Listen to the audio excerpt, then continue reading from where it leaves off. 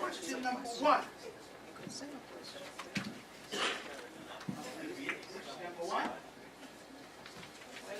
On all other nights,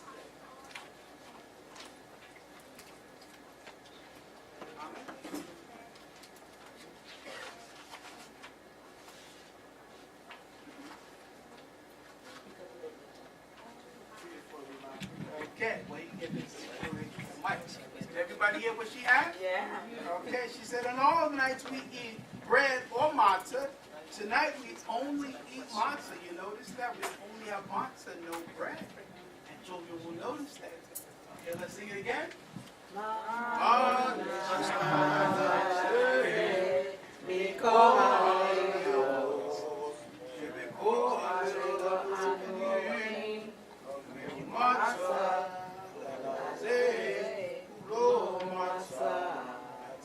Second question, please.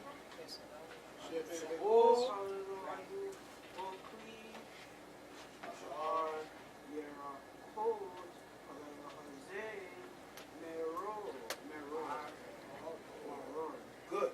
Okay, and we'll sing it again.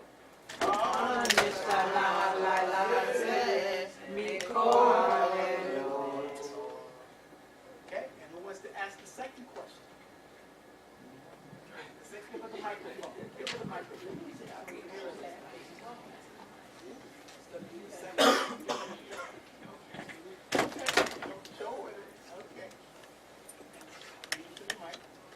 On all other nights, we eat any kind of herbs. Tonight, why do we eat the bitter herbs? Very nice. That's real good. That's going to be a good question. Why do we eat bitter herbs tonight? Okay, well, we're going to have to try to answer that question for them. Okay, let's sing it again.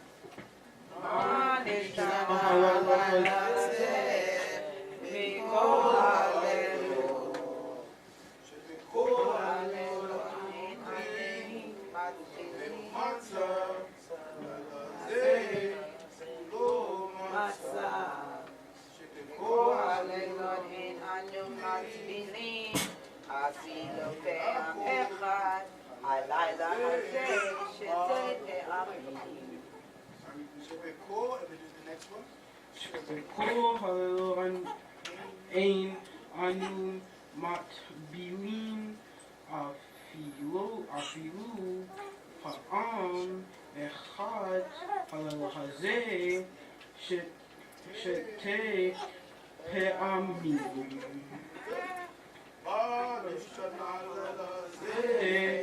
mikol halelot. Why is this night different from all other nights? Okay, who wants to give question number 3? What is your name again? Amira. Give the microphone. On all other nights, we do not dip even once. Tonight, why do we dip the greens twice? Yeah, we don't dip. We have greens, and when we eat, we have salad, but we don't dip it, right? Tonight we dip. You notice we dip. So they want to know, why are we dipping our greens in water? We don't normally do that. That's a good question. We're going to see if we can answer that. And then the last question.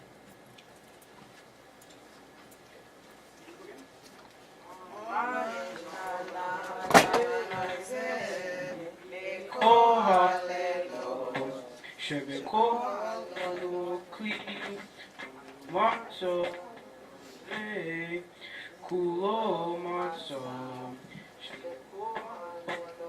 kli she'ar yerakot as aro shebekol ein anu matbilin achad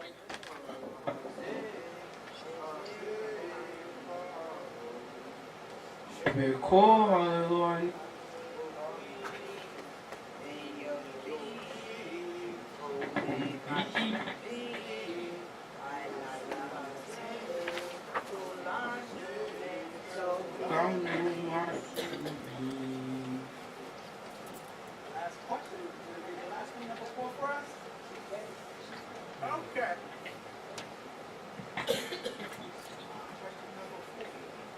On all other nights we eat sitting or reclining.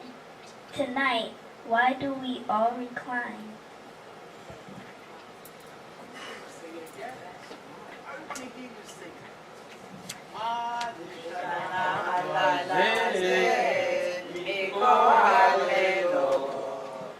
Why is this night different from all other nights? Okay, so the children asked us some good questions, and for those good questions, I'm going to ask Lamar to give them some gifts. So you go back there with Lamar, she's going to give all the gifts. Passover gifts while we try to answer your questions. So you go back there with her, and she's going to make sure everybody gets a gift tonight. Excellent job. Yes. Now, this Portion that you saw here is actually mentioned in the Torah. So God told us while we were Still in Egypt, that the day will come, that your son to me with that. and your daughter will ask you about it. And when they ask, it says, you shall tell them. So this means that according to Torah, the parents should be the primary teachers. That's right. Your Children children have questions about Passover, about our culture, about history. You supposed to be able to explain it to them. You shouldn't They say go go ask ask the the rabbi. rabbi. You say go ask the teacher. You shouldn't say go look it up online. You should be able to explain to Them them. what this is all about. And so, on step number 5, this is one way That you can and answer the questions that the children children ask. Get the gift, Levi. Let's read it together. We were slaves to Pharaoh in Egypt, but the Lord our God took us out of there with a mighty hand and an outstretched arm. Had not God taken our fathers out of Egypt, then we, our children and grandchildren, would still be enslaved to Pharaoh in Egypt. Even if we were wise and perceptive, experienced and versed in Torah, it would still be our duty to tell about the Exodus from Egypt. The more one talks about the Exodus, the more praise he deserves. Amen. So that is what you're supposed to tell them, that this is because we we're slaves in Egypt. Now I ask you adults, were, isn't that true? Tell them that we were slaves. Not to say our ancestors were slaves in Egypt, but that we were slaves in Egypt. Okay? Well, is this true or is this a myth? So this weekend I see people telling their children that rabbits lay eggs. Right? Chickens lay eggs, but they tell them so for some reason that rabbits lay eggs. Right? Is that true or not? So if we tell our children that what we're doing tonight is because we were slaves in Egypt, what we want them to understand is the connection between the past and the present. And that we are linked with our ancestors. What happened to them happens to us. And so these are our people, not like some other people. That happened to a group of people maybe thousands of years ago in Africa. That was them. That has nothing to do with me today. And so we say we because we understand the connection between the past and the present, and that what we do in the present affects the future. And part of that is okay. So if we go on to the next section, questions. Yeah.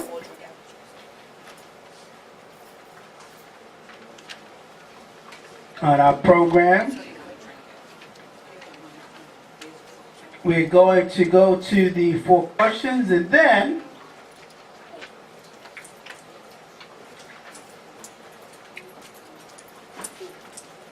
we will have the mantra. This next page is called the 4 questions.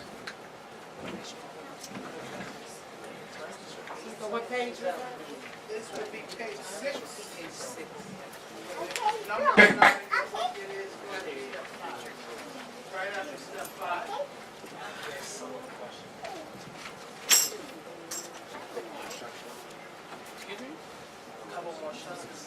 And these are the questions. Now, I've got questions.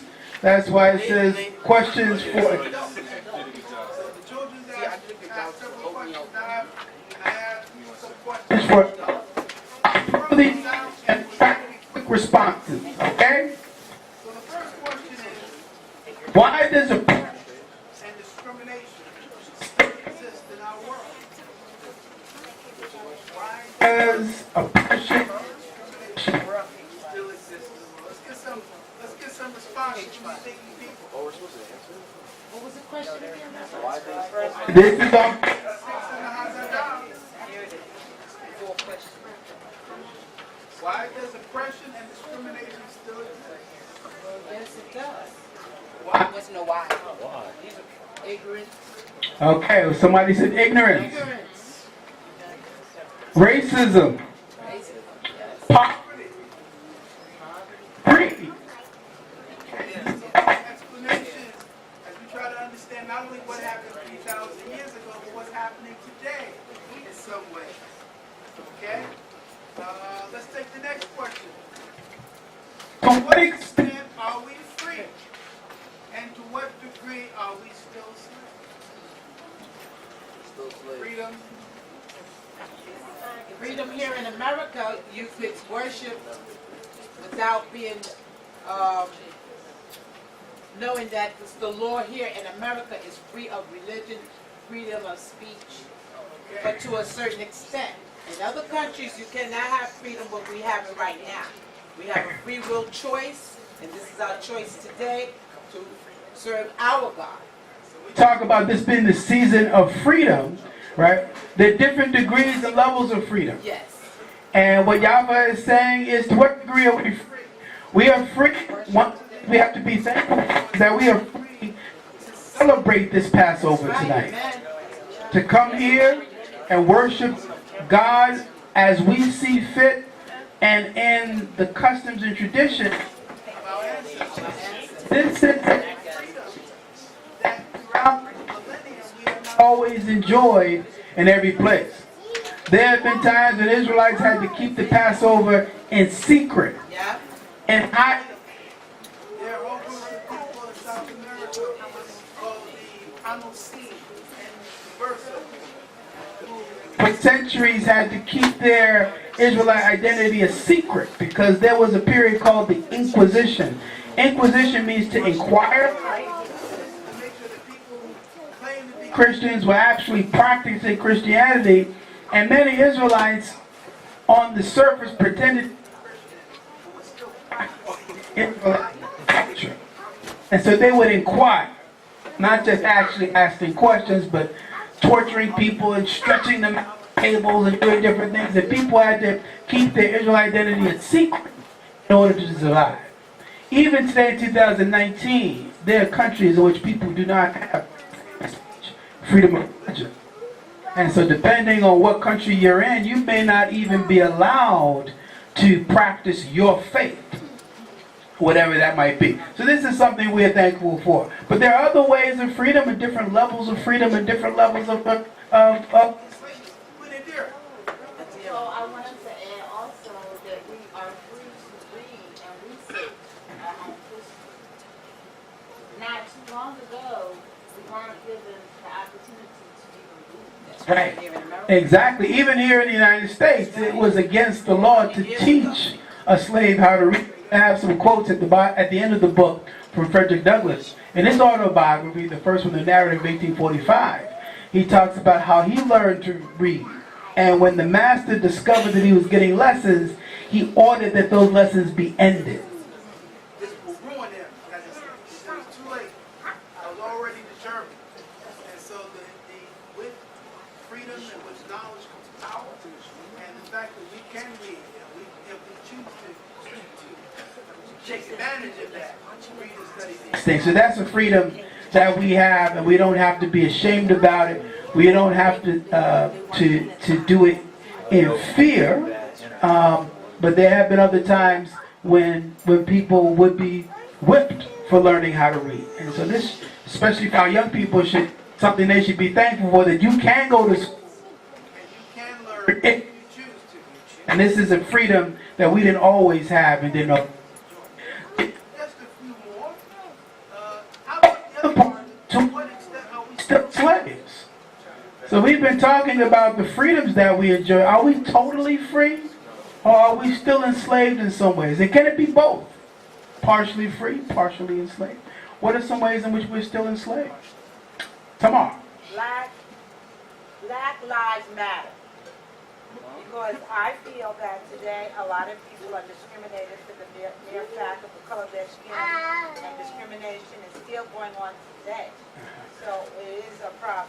And that is a form of slavery. How will we define it as Of slavery. Because they try to keep you back. Okay, so mental enslavement. Right? People are enslaved by certain prejudices and biases. If you define it that way, that is a form of enslavement, what else? Yes. You have to work like 2-3 weeks in a row before you get your first check. Okay. So slaves worked without pay. Right? Today people may be underpaid. Yes. Right? So not getting their full worth. So not totally free in terms of economic enslavement. In some form of fashion, and that's it. Okay. I like that. Any other one? Your environment, property areas, Okay. It's with black people in projects. so physically limited. So slavery means somehow limiting your freedom and your ability, and people are limited sometimes what they do, limited in their different environments. And so that is also very true. So it's good for us to be aware of these things. Okay. Let's go to number 3. How can we achieve greater levels of freedom? So if freedom is a matter of degree, freedom to a certain extent is a state of the mind, how can we become even more free? Spiritually, economically, politically, and emotionally. Okay, we go here. How about shalom? My answer is Deuteronomy 30. 30, okay. 28 talks about the curses. Right? However, when we start to obey the Most High, when we take ourselves out of captivity, we begin to be free. The answer is always hallelujah. So we can free ourselves spiritually, and that's the key to many of these other ways of emancipation and empowerment. Okay, here. So we can free ourselves in meditation. Meditation. We start to learn how to meditate and understand and embrace the importance of meditation as it is described in Ghana. Then we can become free. So we have to free our minds first, even before freeing our body. I think this is what the Torah says, because in the book of Exodus, God told the children of Israel, you shall slaughter the lamb, and you shall put the blood on your doorposts tonight. And when you think about it, to celebrate your freedom before you've actually left Egypt. Now some people might say that's a little premature. Maybe we can start celebrating it until we're actually out of Egypt. Because something might happen we might not make it. But he says, the reason the Torah says you shall do it while you're in Egypt. But there is, you must declare yourself to be mentally and Spiritually first. And then in the morning we'll walk out of here. But we are free right now. Amen. I declare myself to be free at this moment. And then I will take my freedom when the opportunity comes to free my body. But first we have to free our minds and to free our spirits. There were some people who were afraid to put the blood on the doorpost. Now why did he say put the blood on the doorpost? If you put it on the doorpost, people outside could see it. And so if you're worried what people are going to think in the morning, if the angel of death doesn't come through or we don't leave Egypt, then the people who put the blood on the doorpost may be singled out and punished. And they were afraid to do it. And those who did, this was an act of faith, an act of courage, an act of our own emancipation. Okay, and the last question, how can we help others to break the chains that oppress them, nationally, internationally? So it sounds like we have a good group of free people here, free-minded people. But a lot of people are not as free as we are in all the different ways we've already defined. So how can we help other people to become freer, both locally, nationally, and internationally? Let's get some response. How about from this table over? Any free people over there? Okay. Yes, right. How can we help other people get free like you?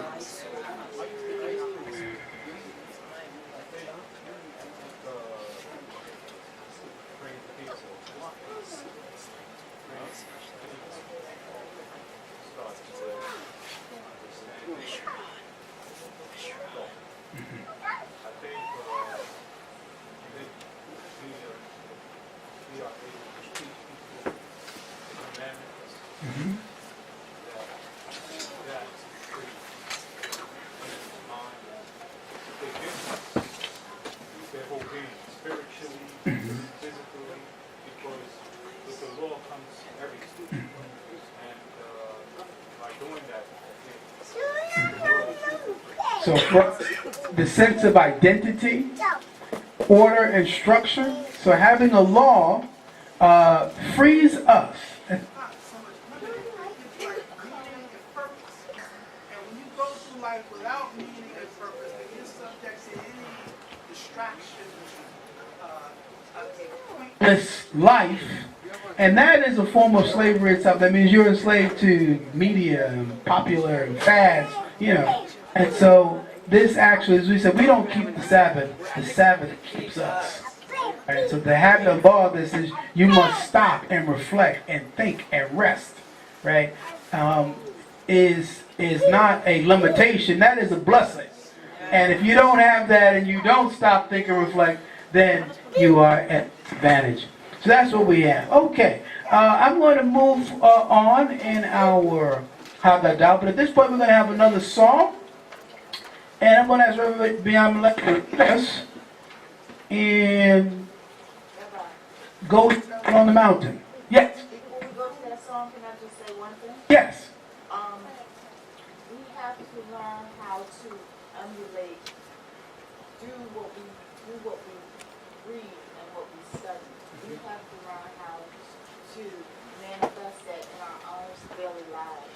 So that when anybody is looking at us, our children, our spouses, our neighbors, you know, when you're out there in the garden, you have to be emulating that power, you know, that righteous energy. When you're going to work, you know, you have to be wearing your fringes, wear your head wrap, you know, wear your clothes. You know, we have to emulate that righteousness. So true, so true. But I thought you were going to go is freeing ourselves physically with our health, right? To be empowered with that. Tonight, everything we are eating, and as Yisrael says, is according to the law.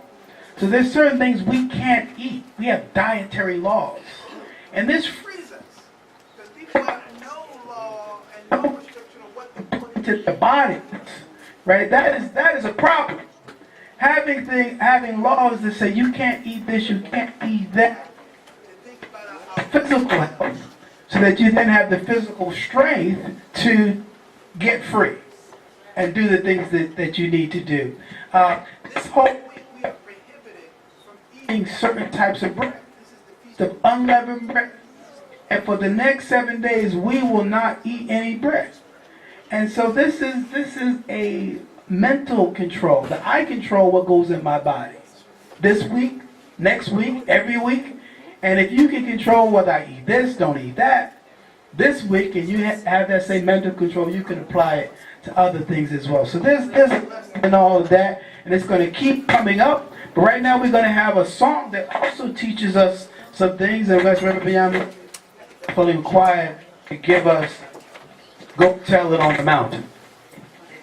I meant just, that point is a profound question, and about freedom. As we open the doors, they would say, but as we remember the story, as we're talking about the solution, right? Remember, this is, I would say, a spiritual war. As people have mentioned about. This is spiritual warfare. To make no doubt about it, is war. We fight physically out. It says, Yah fought for us. He was able, strong enough, to fight Pharaoh and his army, which was real. So we not to overlook that very significant Point when we start to practice what we preach, Pharaoh's not going to like it.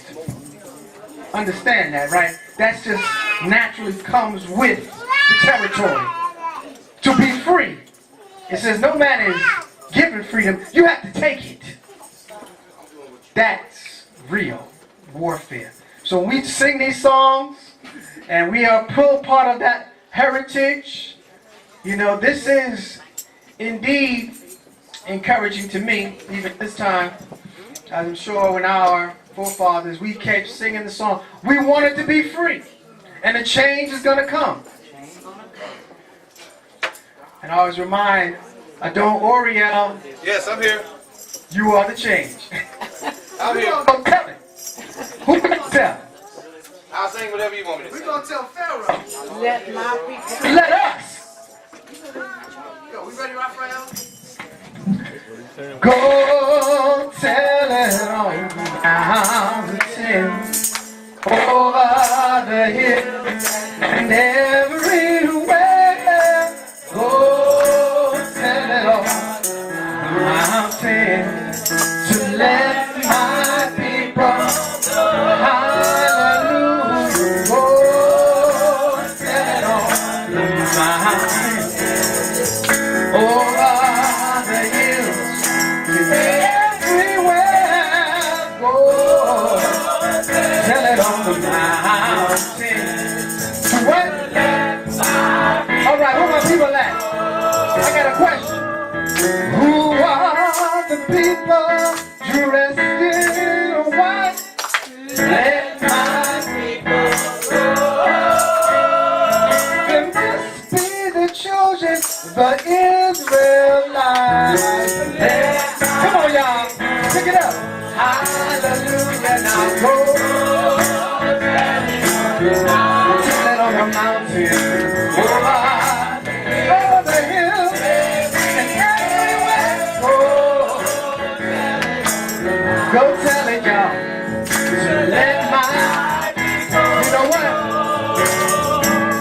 Who are the children dressed in blue?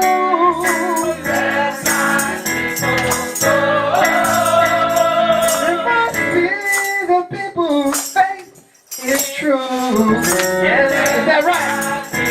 Come on, sing it, y'all. Hallelujah. Go tell it. Come on. Over the hill. Everywhere. Go. Come on. Oh, yes. All the powerful colors. Now, who are the children dressed in red?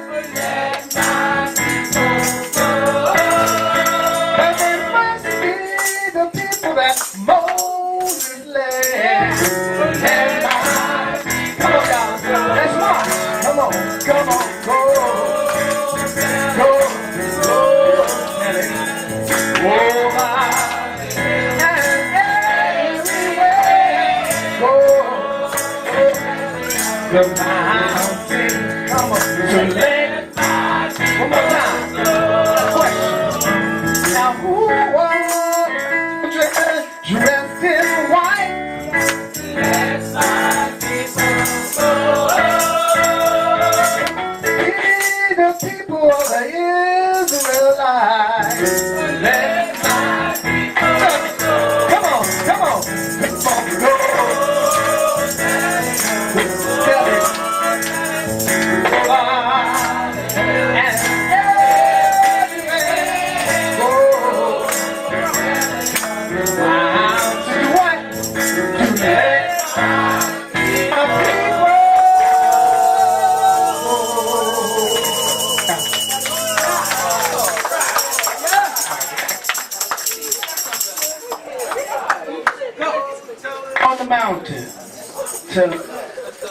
and people continuing on our job. We have the story, and this is a Midrashic story. I'm going to summarize it instead of reading it to you. But the Midrash, which is a collection of stories and tales, tells us that there are 4 types of individuals at a Passover Seder. And they are represented in this story about 4 sons. It's not about 4 sons. Each son represents a certain person. And there is The wise son. And the wise son says he wants to know the meaning, testimony, statutes, and laws which the Lord our God has commanded. Everything having to do with the Passover. And then for the wise son, you shall explain to him in minute detail everything about the Passover, even down to the afikomen. The afikomen is the tray you see down here. Then it says here the wicked son. The wicked son says, how do you know he's wicked? Because you can tell from this question, he says, what does this service mean to you? By using the words you instead of us, he separates himself from the... he says, I may be here. But I am not with you. I am not among you. What are you doing? Not, you see, a person who says, why do we do this? You know the children? They said, on all other nights we eat bread, All the night we eat vegetables, but we dip our vegetables in the salt water. on all other nights We don't eat eat. bitter herbs. Tonight we eat bitter herbs. By saying we, they understand they're part of the family. Amen. They're part of the community. And they say, why do we do this? But if they say you, Then instead of us, then that means I don't see myself as part of this community. Simple sons, says, what it's all about. And what the rabbi is showing is that a wise son asks a very wise question, a contrary son asks a contrary question, the simple a son asks a simple question. And when a person asks you a simple question, you should try to give them a simple answer. Don't give the complex, long answer to this person who asked a simple question. And don't give a simple answer to the person who asked a detailed question. So the simple son asked a simple question, and you should give him a simple answer. And then the 4th type of person is one we should be aware of. It says, the son who does not even know how to ask a question. And this is to make us aware that sometimes people have questions that they don't know how to ask, or that they're afraid to ask. And you should try to answer the question even of the person who hasn't asked it. Try to answer the question of the person who did not even know how to answer the question. Now, the Midrash gives us responses to each of these. I came up with some new questions and answers For the personality types. So I came up with, you'll see this, 4 different types of personalities. Understands the meaning of Passover, the liberal, the conservative.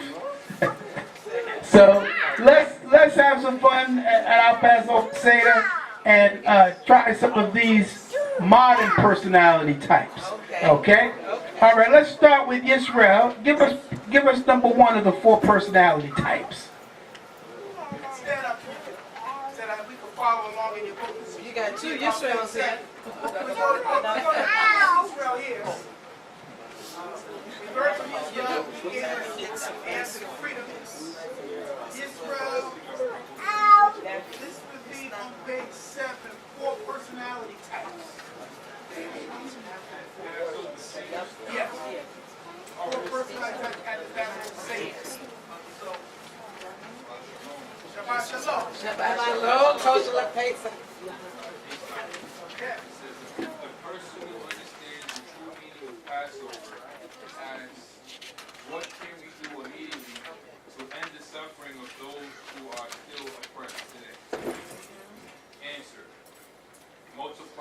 power, commitment, and effectiveness by supporting a variety of progressive organizations locally and globally.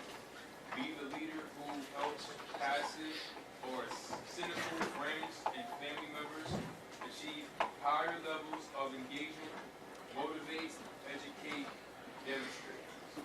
That I said is the person who understands the Passover. They have, what can we do immediately at every level, locally, internationally?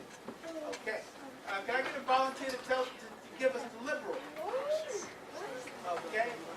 Yafa? I see her standing up. I guess that means she's volunteering. So give us the liberal at the Passover. There's always one of them. Stand up. Benaya. The liberal who regards Passover as a mere religious ritual that celebrates what God did for the Jews asks this question.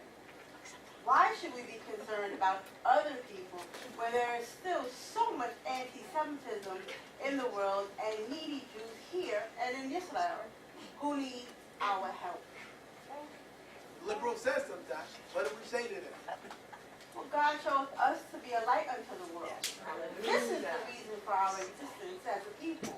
We have a purpose and a mission that goes far beyond self-preservation.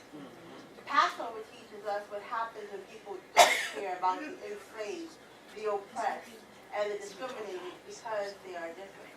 The book of Exodus commands us to remember that you were slaves in Egypt. Our empathy and activism flows from the understanding of our history. Correct.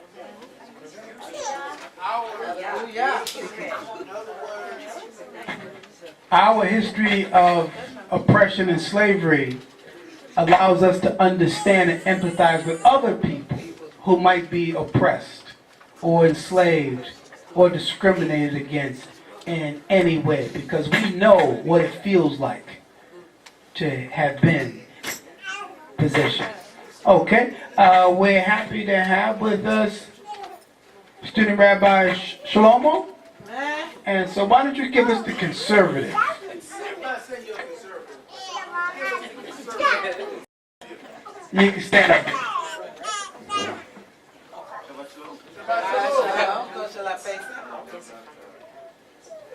The conservative who is pessimistic about our ability to repair the world through collective actions asks the following question. How can we save people from themselves? Most of the people who claim to be oppressed spend far too much time blaming others and expecting others to take care of them. We Jews have suffered slavery and discrimination of every kind for thousands of years, and we managed to survive and thrive on our own. Why can't other people do the same? Okay, that's the conservative point of view. You hear that a lot today. Yeah. Okay, what should we say to them? When Moses told Pharaoh to let my people go, Pharaoh responded by saying, the Hebrews were lazy, constantly complaining, and showed no gratitude for being allowed to live in Egypt, the greatest country in the world at that time. To teach us a lesson in self-sufficiency, the Egyptians required Hebrew slaves to gather their own straws with which to make bricks. Now, they will appreciate how much we Egyptians give them. This was done because Moses demanded freedom, and the quota of bricks the slaves were forced to make remained the same. Passover teaches us that those who benefit in any way from the exploitation or neglect of others, other people will always seek to blame the oppressed for their own misery. Yeah. Moses could have said, I was born to the Hebrew slave, but through hard work, perseverance, and sober living, I elevated myself to become a prince of Egypt. If I could do it, other people can do the same. Instead, the Torah tells us that Moses killed an Egyptian for beating a Hebrew slave and buried his body in the sand. The Hebrew are not presented as angels. They complain about the Egyptians. Their incessant whining drove Moses to the point of utter despair, and the Israelites even blamed God for not providing their every comfort in the wilderness. Their faults did not excuse or justify their oppression. Therefore, we should not look for excuses excuses for not doing more to fight evil, injustice, and inequality.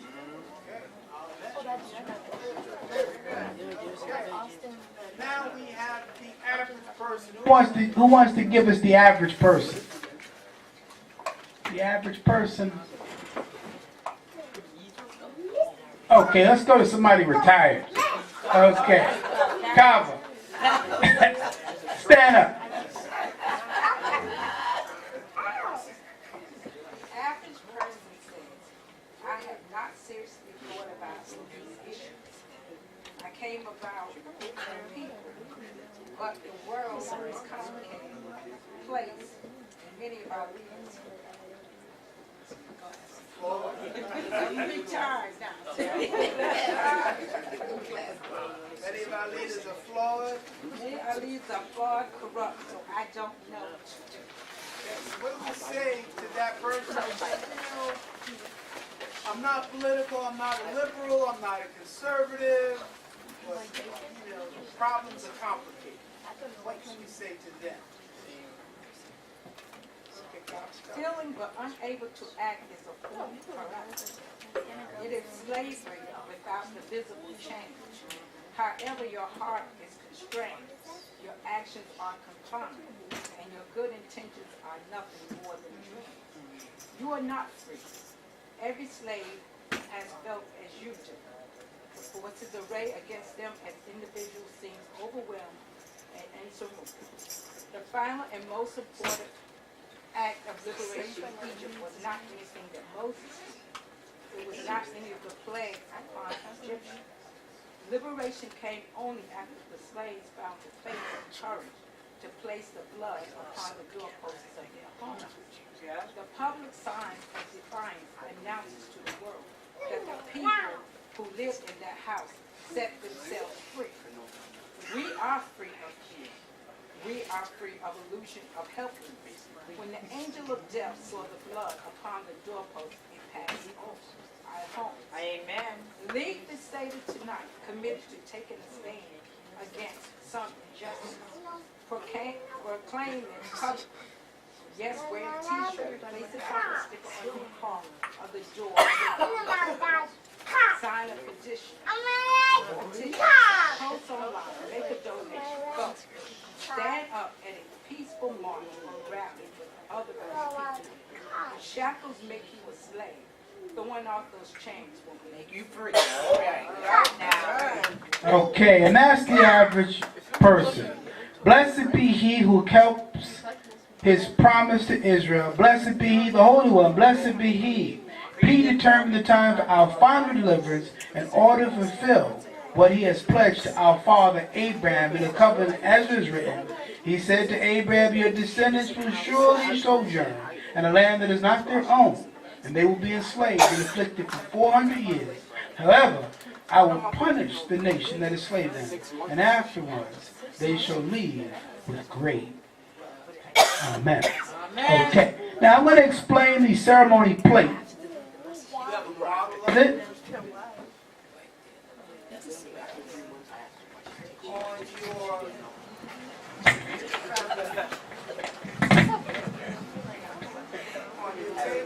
Box of matzah. We have several items here. And briefly for you, as we approach our dinner hour,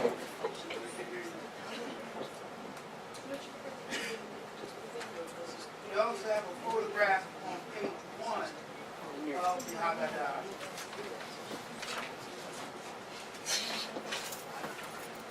Cover.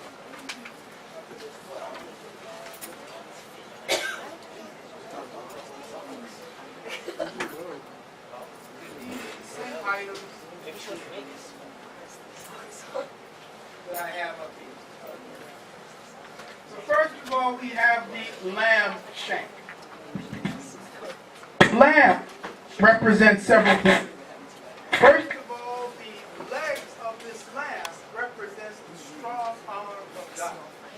It says, with great strength, signs and wonders, that bring you out of the land of Egypt. Also, in slaughtering the lamb was a symbol of many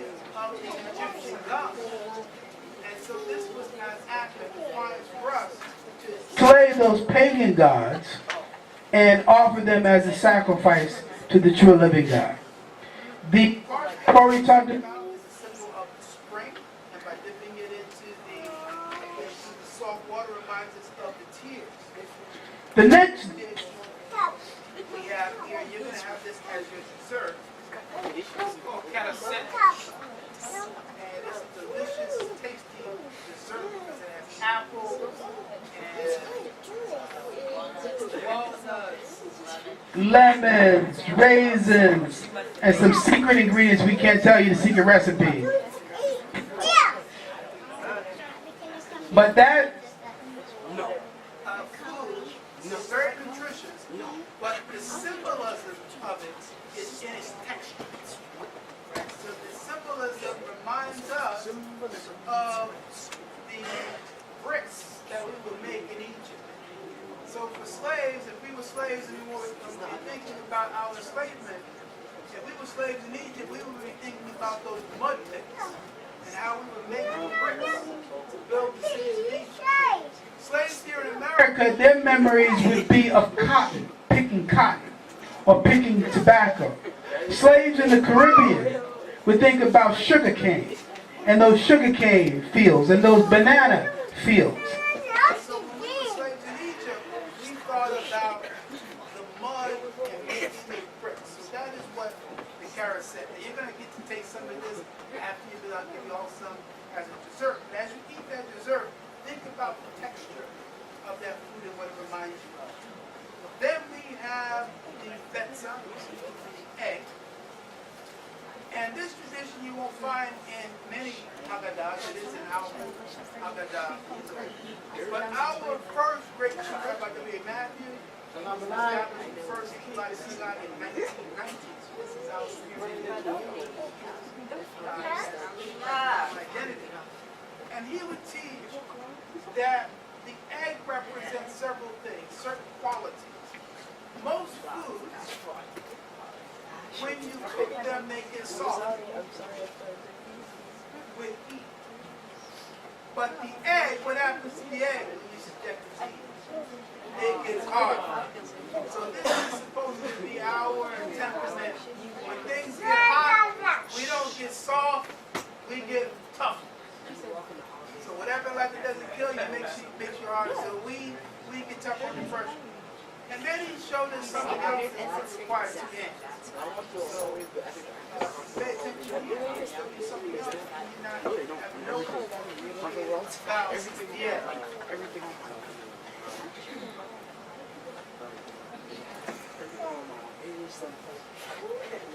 Steady hand and drum roll.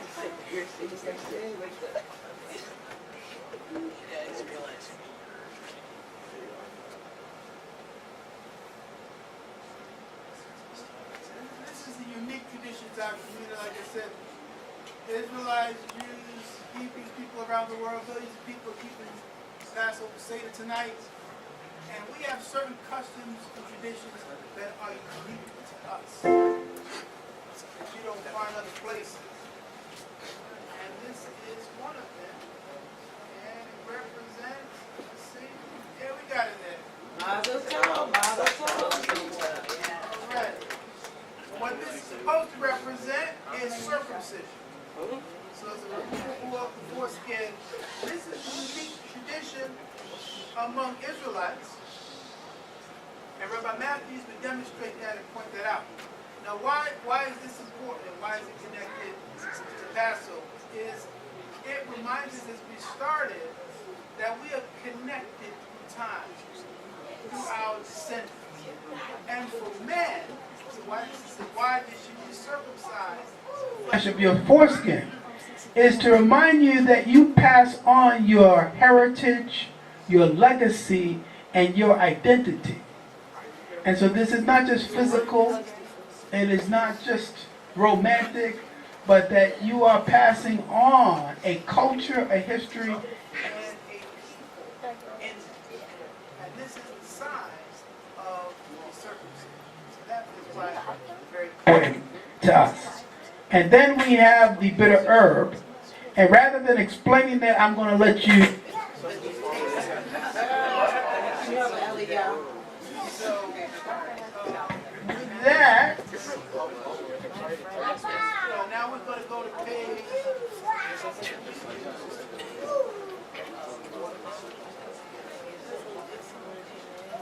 If you go to the page of the 10 plagues, page of the 10 plagues, what number is that?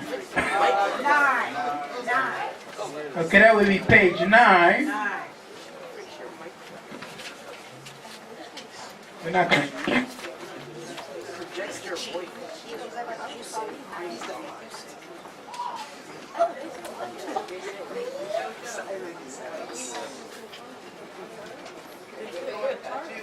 Recitation of the 10 plagues. I'll make the mass just before we eat the meal. Now, what we're going to do here is remember the 10 plagues on the Egyptians.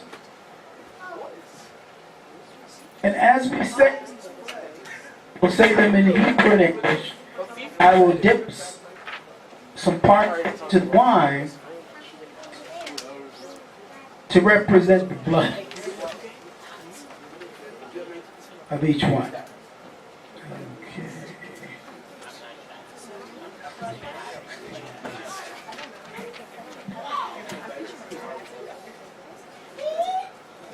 have it.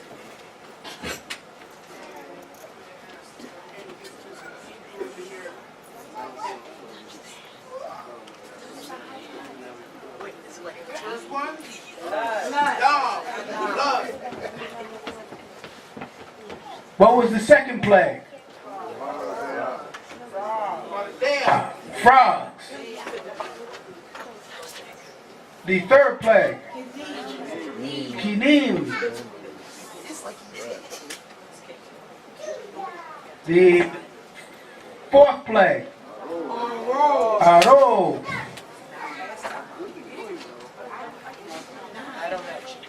The fifth plague? Deved. The various diseases that got. The next plague? Shechin. The boils that broke out on the bodies of the Egyptians. The painful sores they were afflicted with. And the next plague? Barad. The hail. Fire and ice that fell from heaven. And the next plague, Arbe, the locust that consumed every green thing in Egypt. And then the next plague was Hoshek, meaning darkness. The Torah describes it not only with the word Hoshek, but also the word Arafel, meaning a thick darkness like a black fog or cloud that covered Egypt. But the thing about darkness is for the Israelites, it was light. But the Egyptians were in darkness. And this is how we know that it was a miracle that we had light in our homes and in the areas where we lived, but the Egyptians were in darkness. And the 10th and final plague, slaying of the firstborn. And the order of these plagues also teaches us the order of the plagues teaches us that darkness precedes death. They still did not get the message. And so they were in a state of perpetual. And the next thing after darkness is death. Now we're going to come to A new blessing. And I want us to read this together because you don't find this blessing in any other Haggadah. This is lost in the transatlantic slave trade. Take your time. So I want us to read this together. This is on page 9. And the purpose of this prayer is to connect what we're doing tonight, which we understand historically is merely the first of our captivities.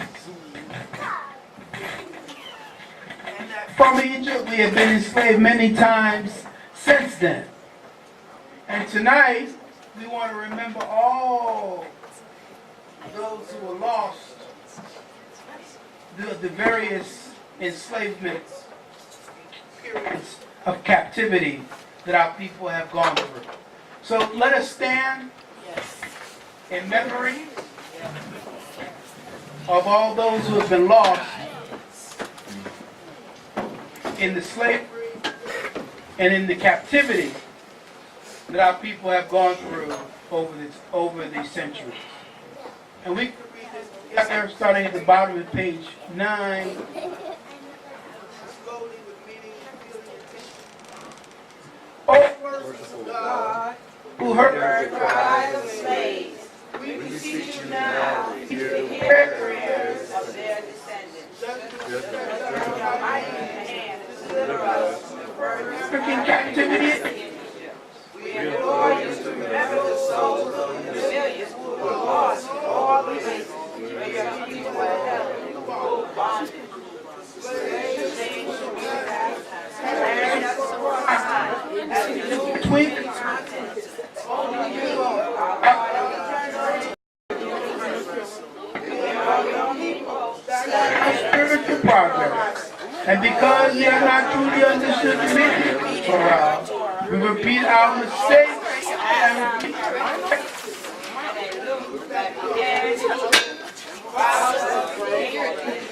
scattered most of us to the oblivion in the Assyrian exile of 722 BC. Saw the surviving remnants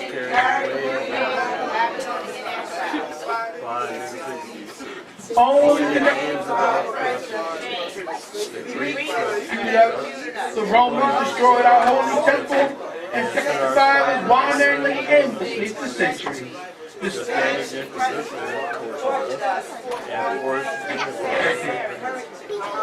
sold us to the slave traders. Eventually, we once again found our slaves to a people our forefathers had known. Oh Lord, as you said, we came to serve gods of wood and stone because we rejected the Creator and abandoned our covenant. The tears of your people filled the oceans and became the watering coffins for those from the point of no return in God. We cried out to you, my God, why hast thou forsaken me? Psalm 22:1. From the ports of Jamaica, Hades, Barbados, the blood of your people, sugar cane that sweetened the lives of our oppressors. Our toil made them rich and powerful. From the auction blocks of Virginia to the rice fields of South Carolina, we have been slaves to men because we refuse to free. Just as we made bricks of pearl, we picked cotton for master. The crack of the whip echoes throughout history. By the rivers of Babylon we sat when we remembered Zion. There on the poplars we hung our harps, for there our captors asked us for songs. Our tormentors demanded songs of joy. They said, sing us one of those songs of Zion. How can we sing the songs of the Lord while we're in foreign land? Psalm 137, 1-4. On the banks of Mississippi, we fell down and raised our hands to thee, while those who hung our bodies from poplar trees sang, sing us one of those songs of Zion.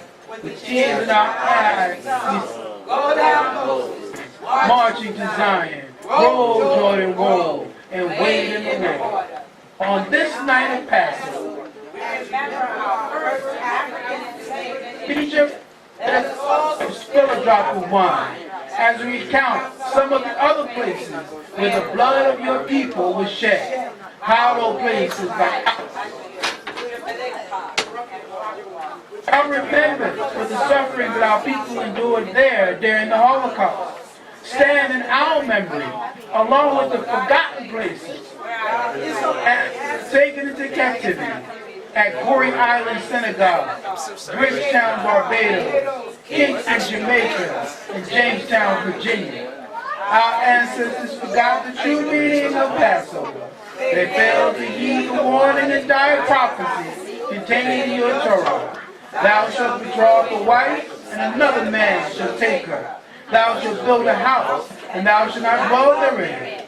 Thou shalt plant the vineyard, and thou shalt not gather the grapes thereof.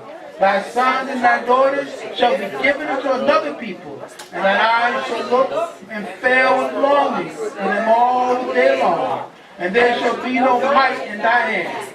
Thou shalt be their daughter, enjoy them, but they shall go into captivity. And the Lord shall scatter thee among all the people, from the one end of the earth even unto the other. And there thou shalt serve other gods, which neither thou nor thy fathers have known, even wood and stone. Deuteronomy 28:36. Thy words have been repeated in slavery, has been visited upon us with terrible wrath. Our Israelite ancestors lost more than their lives. They lost their identity. Act now as your people. Gather your dispersed people from all the places where they were scattered. Bring us back to in wholehearted repentance. Restore your forgotten exiled people. Give us back our names, language, land, culture, values, and heritage as an everlasting covenant. Amen. Hallelujah. Amen.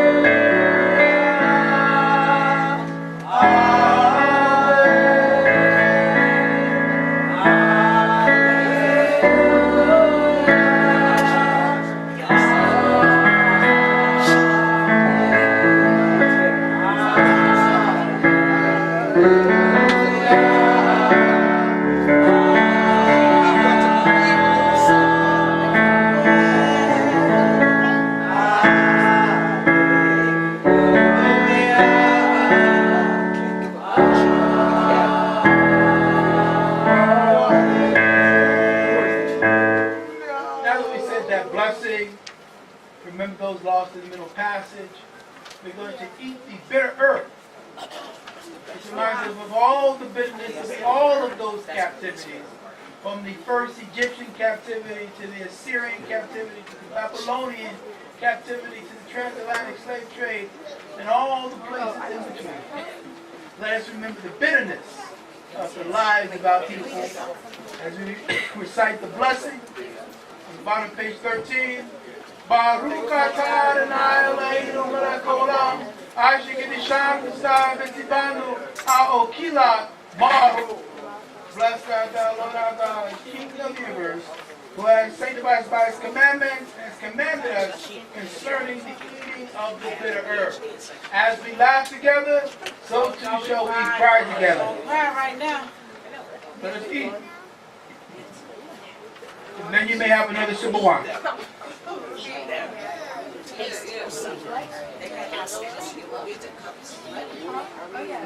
Remember last year you kept eating all the time? You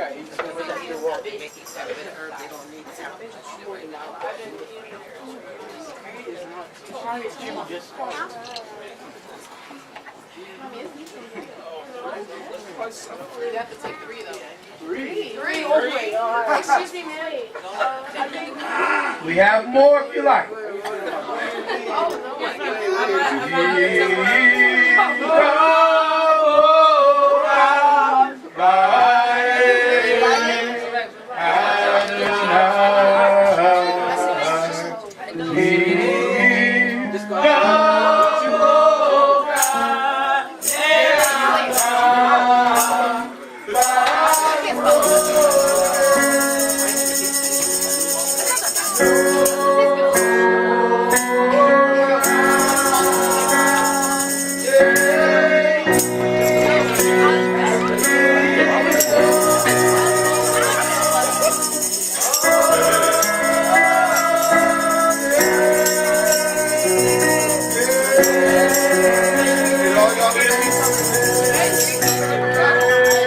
Please be seated.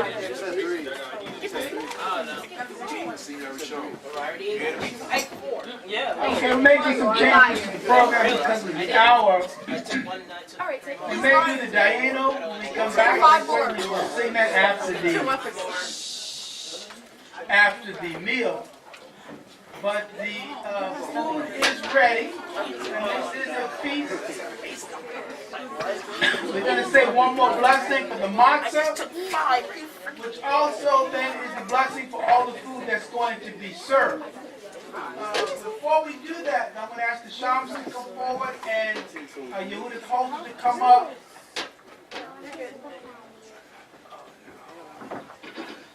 Because what we like to do is to ask for your support. Those of you who are gathered with us tonight, if you've made reservations and we have your names, if you did not, we're happy to have you, and we're glad we have space for everyone. We also have overflow downstairs with a closed circuit television so that you can see and hear down there as well. And we have enough food for everyone. We can guarantee you that everyone will be served and everyone will have food.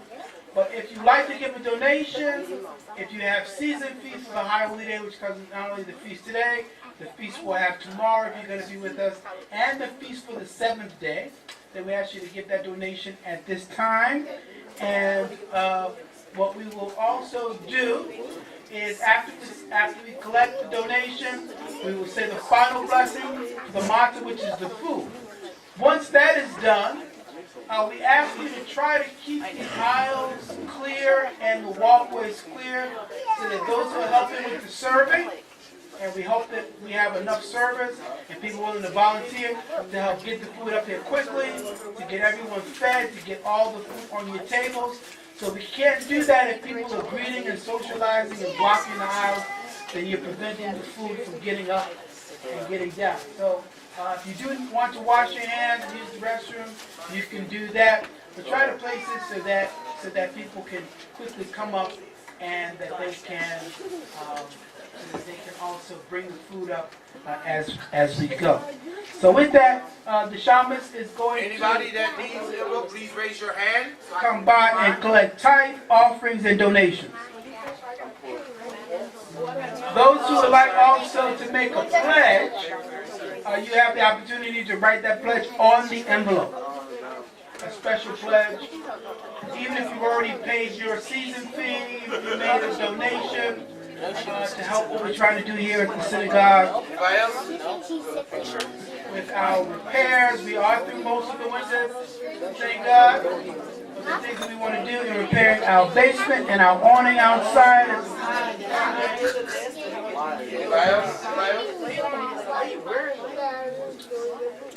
I was glad when they said, unto me. I was glad when they said unto me.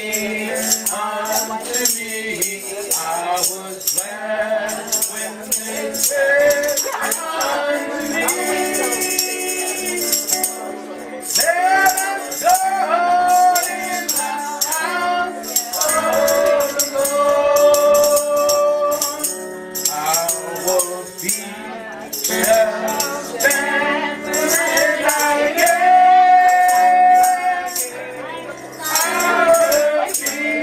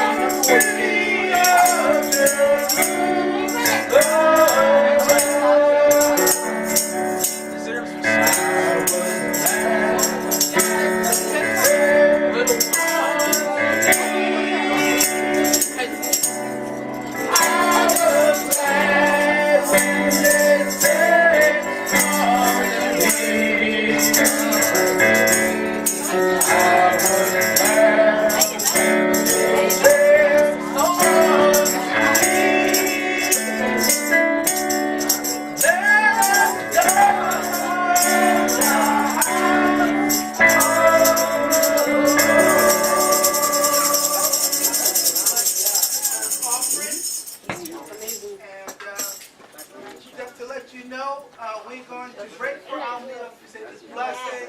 We're going to eat. And then I hope around 11 o'clock we will resume for the second part of our Passover Seder tonight. the goal traditionally, so that you know, is to stay here at least until midnight. Why do you stay to midnight? Is it said angel of death passed over our homes, which is going to be called the Passover, at midnight.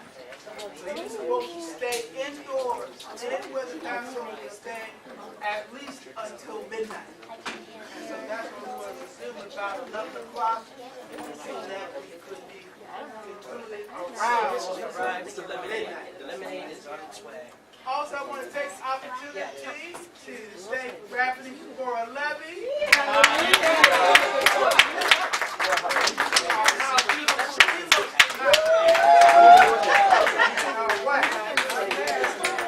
Rapping, did you supervise the food this year?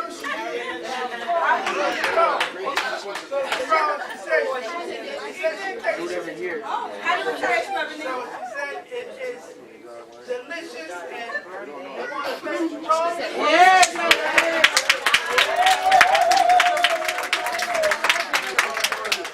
Also, thanks again, Israel.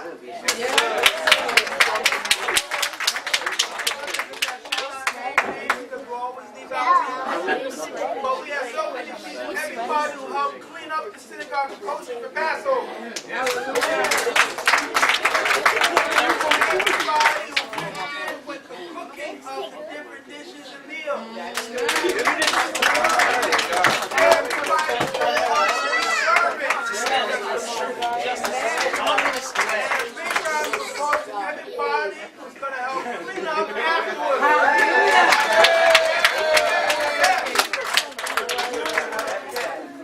So with that, let's make the final blessing.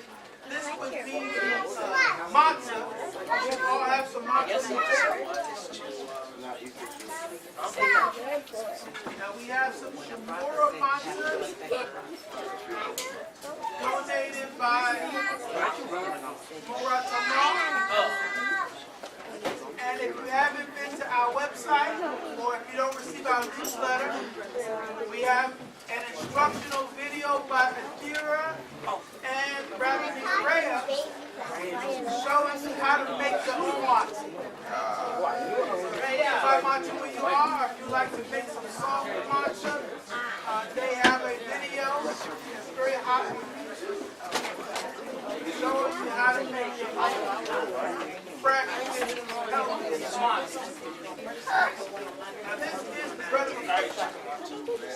It is unleavened bread.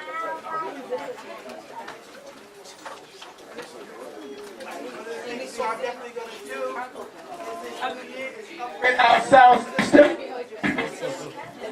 Amen, Raphael. We need to invest. We have been. Invested in our front screen TV down there and cameras. We need a lot of things. We're going to get ourselves in one shape. But as you have the matzah, let me tell you this about the matzah. In Hebrew, it is chametz. So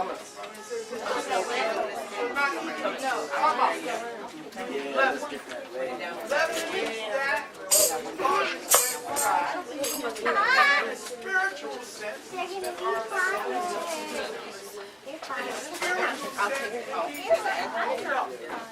refers to ego.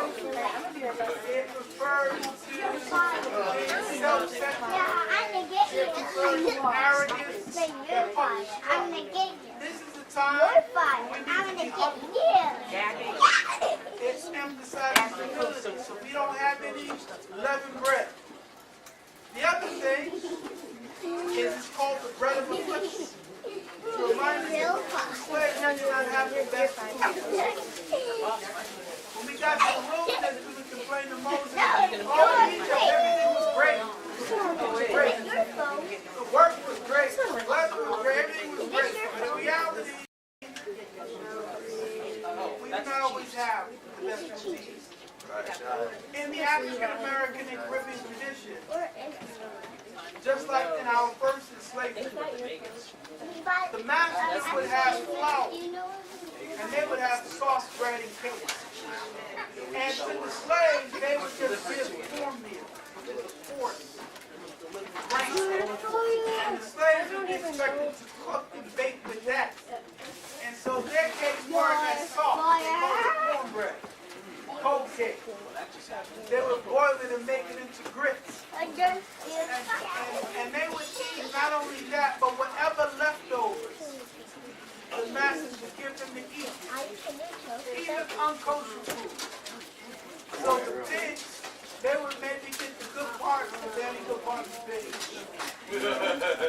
But they would give the slaves like the intestines, the ears, the knuckles, the pigtail.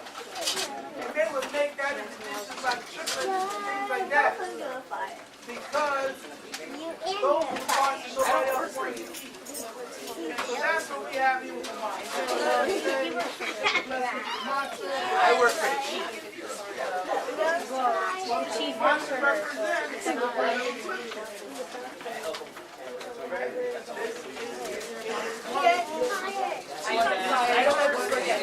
kind of thing that they had to eat as slaves. That's why you only eat for 7 days. It's called bread.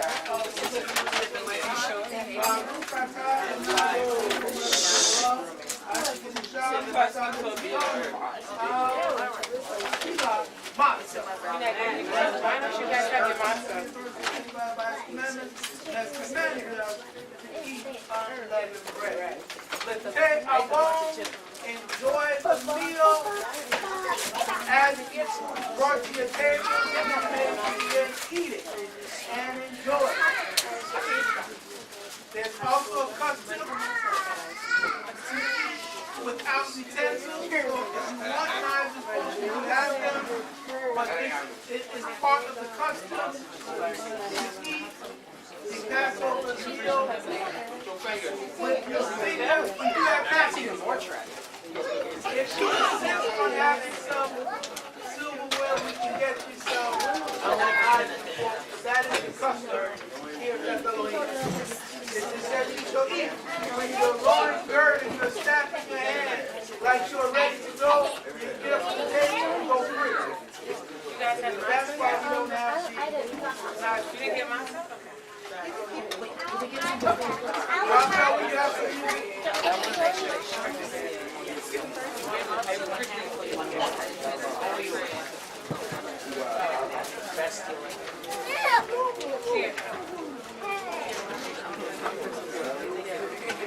I'm going to break this apart. What's your name? What's your name?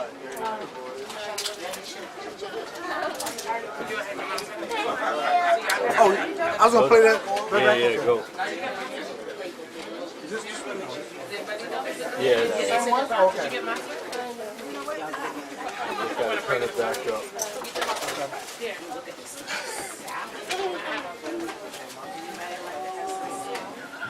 Then you have my son.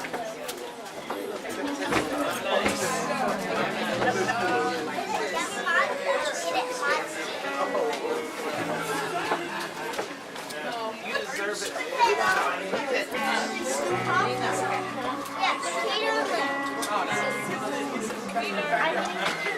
Peter, please don't do that.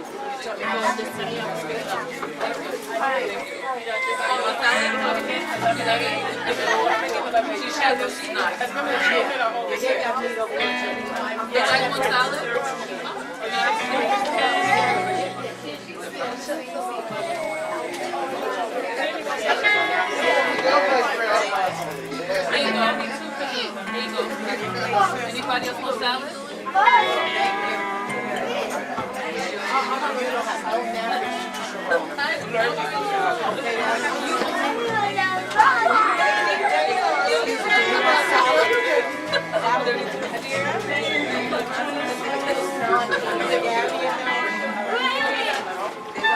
Anybody want salad? You have a plate? No, I got a plate for you.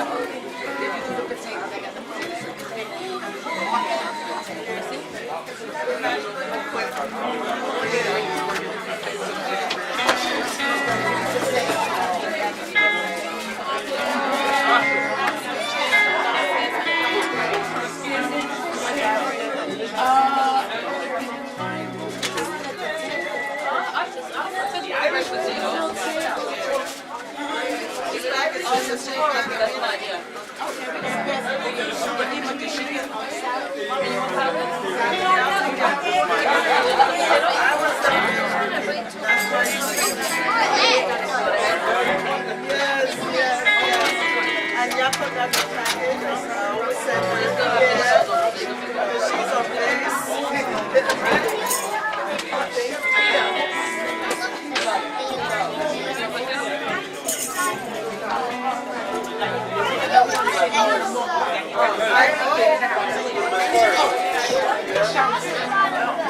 Learning on the job. My friend, you need napkins? Yes, I need napkins. Everyone's gonna get a piece. Oh, wait, I didn't see. School. Give me some fine napkins. And we don't have forks because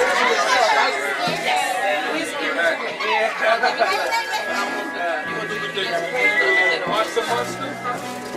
You know monster monster? yeah, she loves that. Give me one. Is this game on play right? Yes.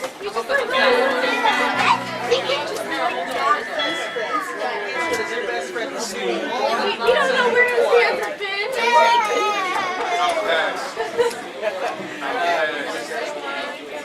Y'all looking smooth, man. I'm feeling that y'all looking smooth, man.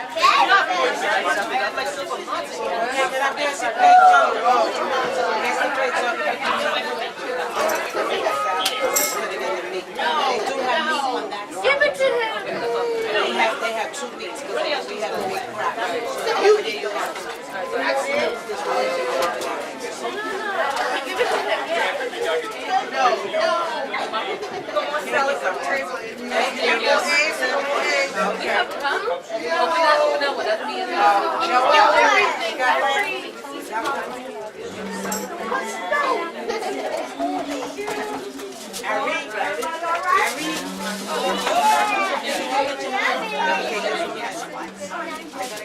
Did he get a plate? Is that custom? Yes, it is. You want some salad? You want potatoes? What's that? That's not nice. You want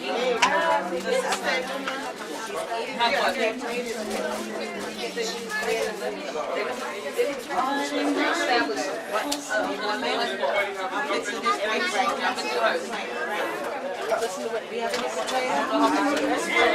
only what you want. Likes lots too.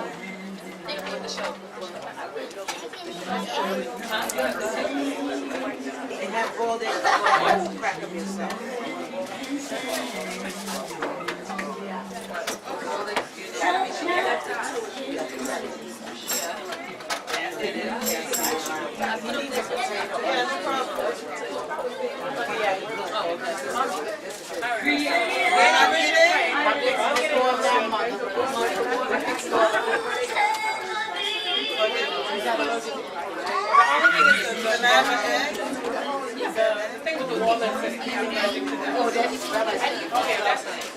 Just crack it first.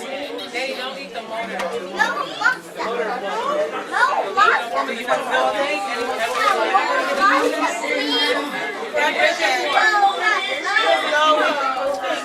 Are you eating that? Okay. All right. So let me take it.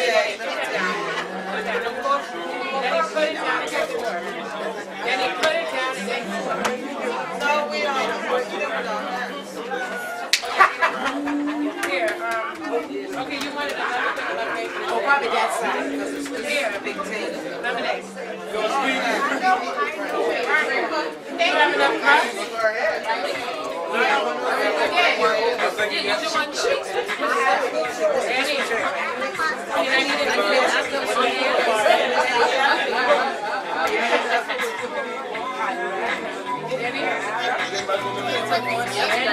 Daniel, you want lemonade?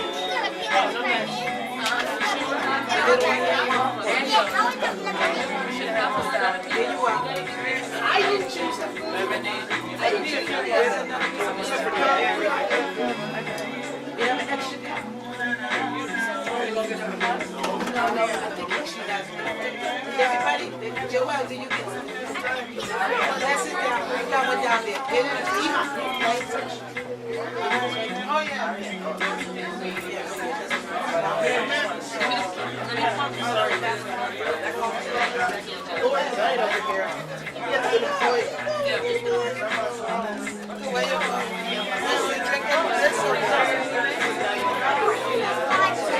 What about you, young man? You have it there? Oh, no. What about Harry? You have it? They have a menu.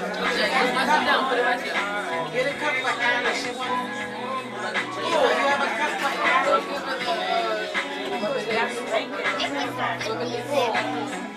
How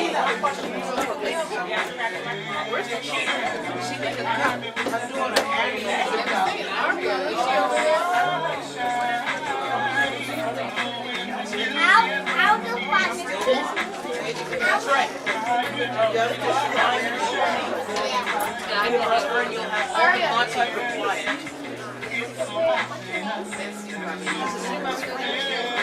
Just go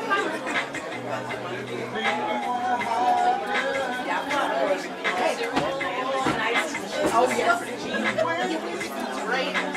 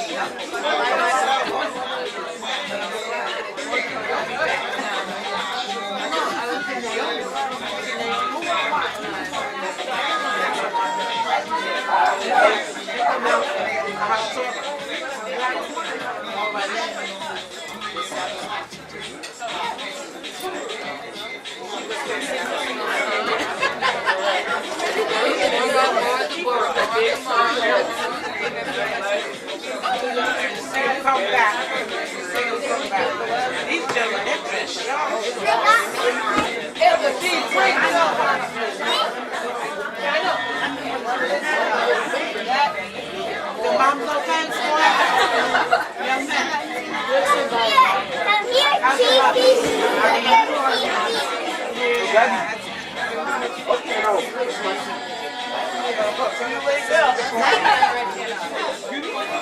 That's not here. You can sit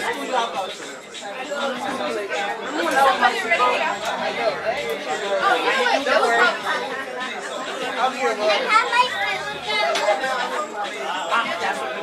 you must be paying you. It's like y'all ain't messing with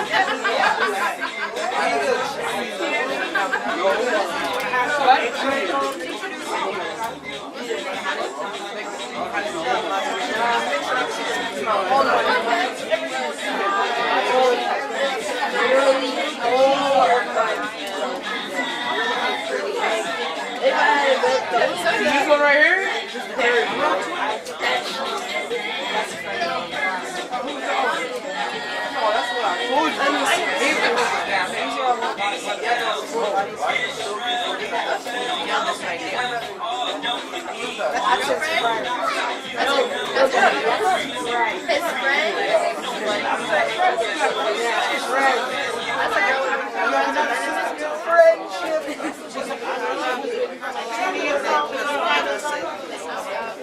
I don't believe that.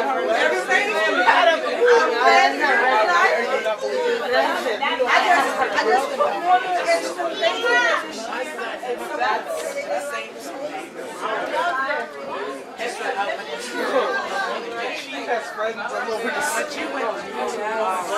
You would never leave. You said I had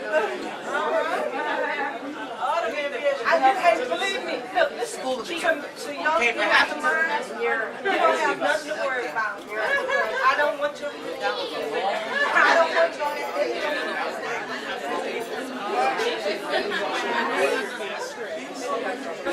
I'm glad y'all. I do it for y'all. Girl, I don't know how you stand it, but you've been going like you can't back up that bed.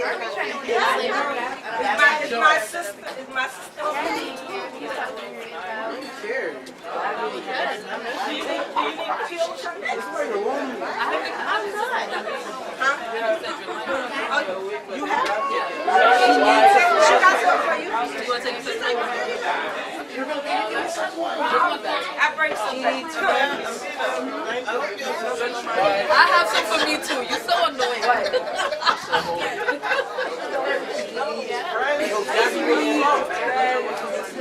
Hey, you forgot. You said yesterday.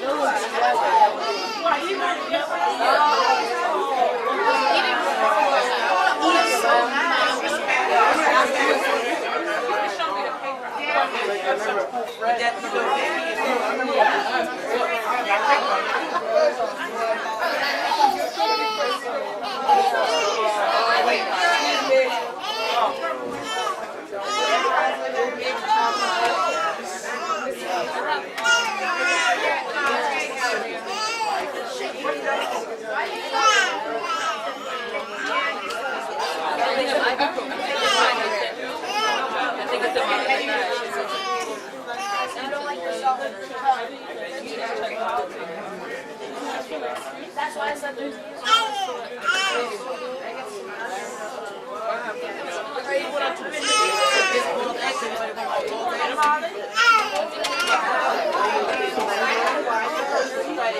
make it late. That's what I said. Exactly why you got that lace. You lace. Exactly. Yeah, Oh, that's not your friend. You want to take pictures? Come on, she's the best. Oh, yeah. Oh, your papa's there. Oh, yeah. You my friend. Sweeter. You give me a friend. Can you get a friend? I ate it. It's good. I'm not going over there. He's my friend. See, I told you. Right word. got already standing out, bro. I'm blessed with my fingerprint. I'm going to play for you. Do you remember that? I was so shy. You want something? I won't eat it. He's gonna get another one. I'm not, but I'll be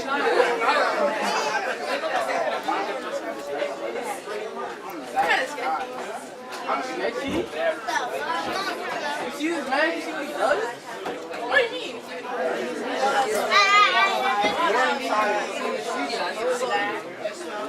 That's the only guy. He's ready to play nothing on you.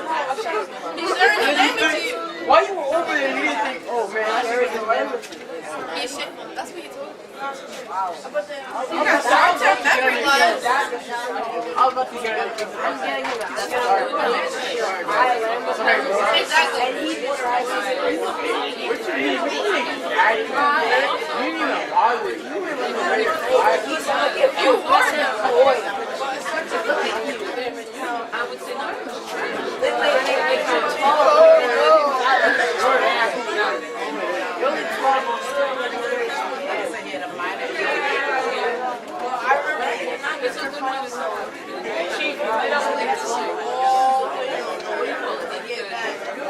yes.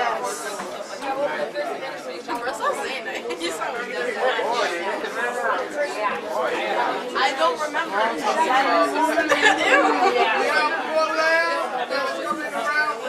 Yes, please. Pass it.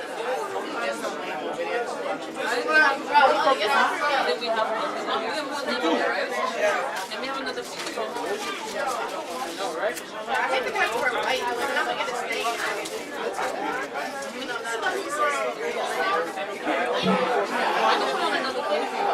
Because we're eating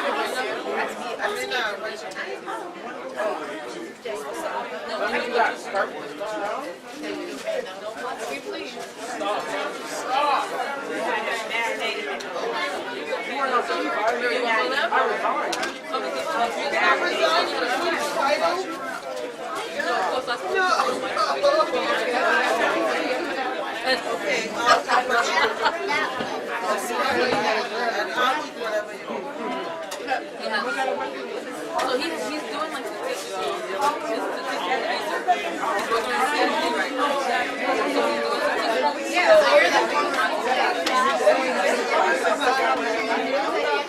so he does like educational research on the effects of how people simulation stuff like that. That's what he's working on now. Oh, you saw Abby. Actually, he's one minister again. I did so.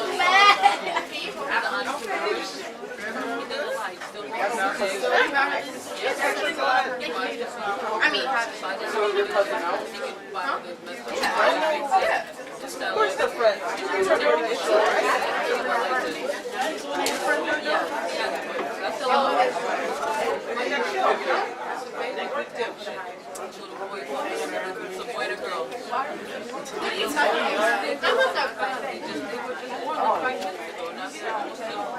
I remember you told them when they were born. They're going to be 2 years old this summer. Yeah. The bigger they get, the chicken 35. They should be in people, they're probably going to go. When they turn 20, they can go now. But I think he's waiting. Yeah, no.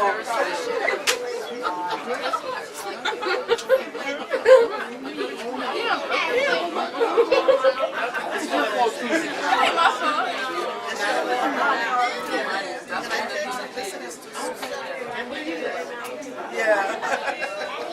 I don't even know where they are.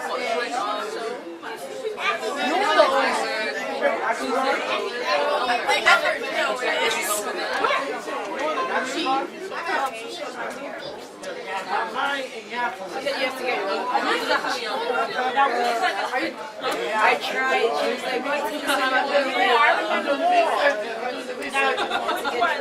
Yo, mom, you get one of those.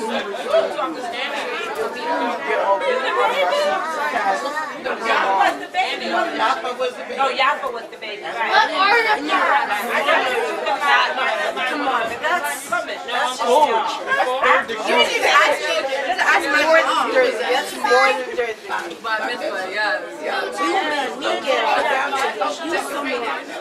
It's so good to see you.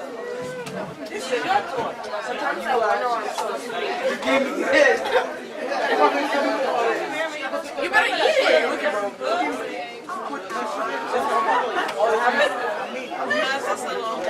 Oh, yeah. That's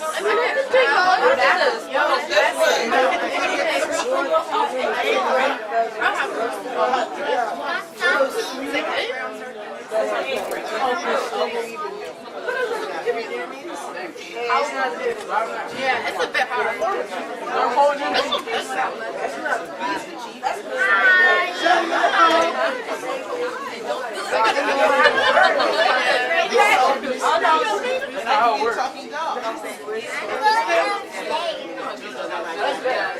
I know you like the ribs, that's why I'm going to let you do the ribs. It's good. You good?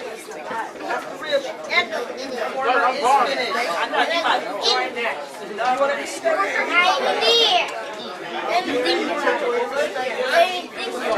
You never been to Poland? Yeah, since when you were to Poland?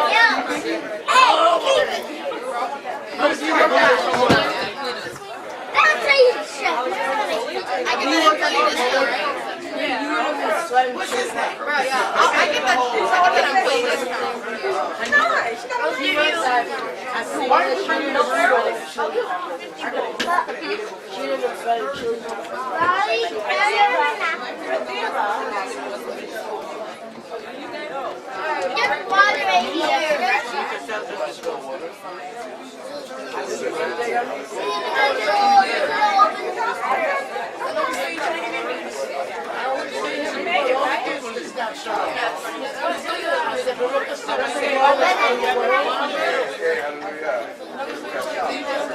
I didn't bring my pool up. Why did you bring that? You want something? I'm sorry. You're going to be a baby. I'm going to injure your finger. I'm an article. I think I'm a you.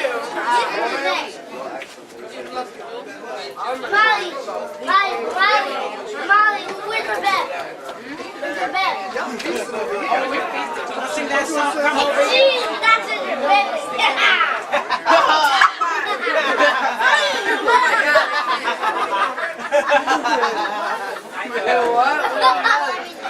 It's juice. A bed. No, juice is bad. Wait, are you saying bib? No. Ben. I laugh at that.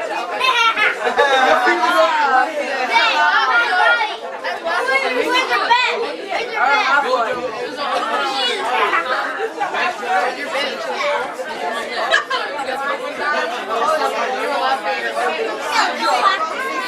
It's not his juice.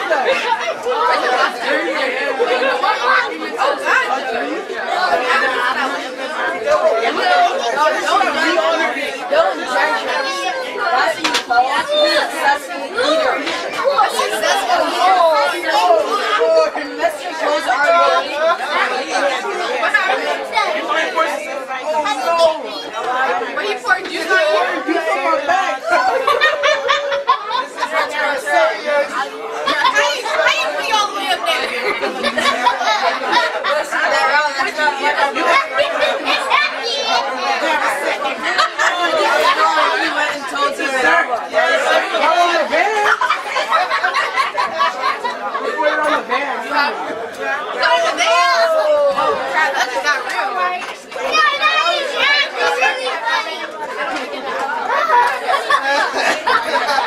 I don't know why we're laughing anymore.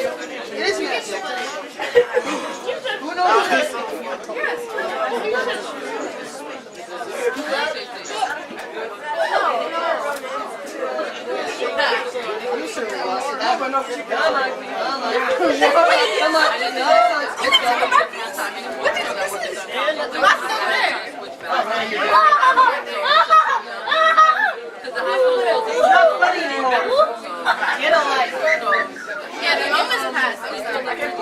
James, big bro.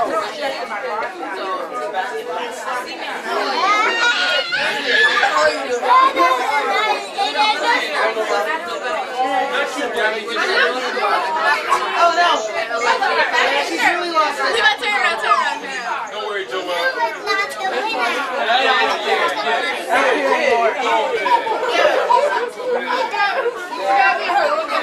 Gabby, you remember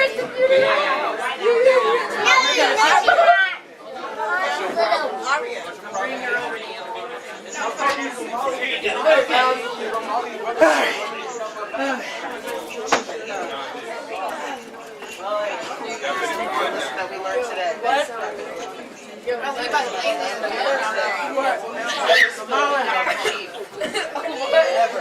He don't do nothing. Oh, he doesn't laugh at you now.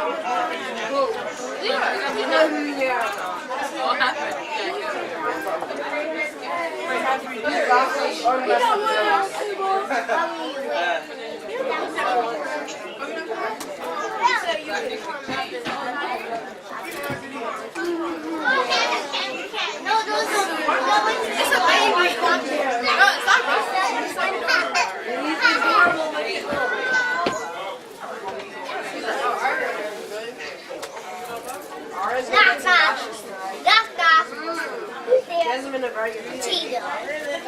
Potato knock knock. That's my knock knock. Who's there? Nothing.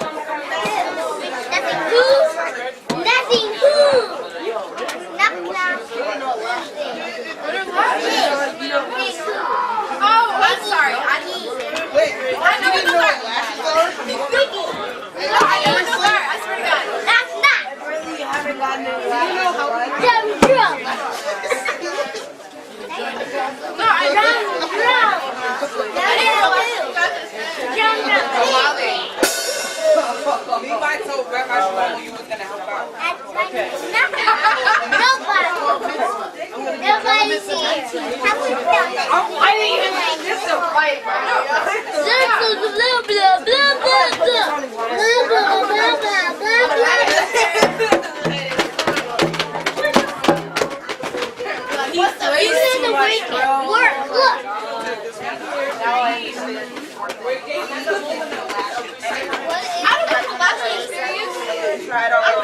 I've been good with that.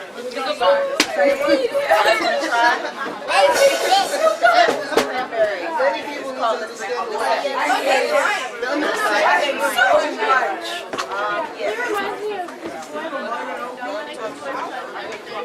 I know. Okay.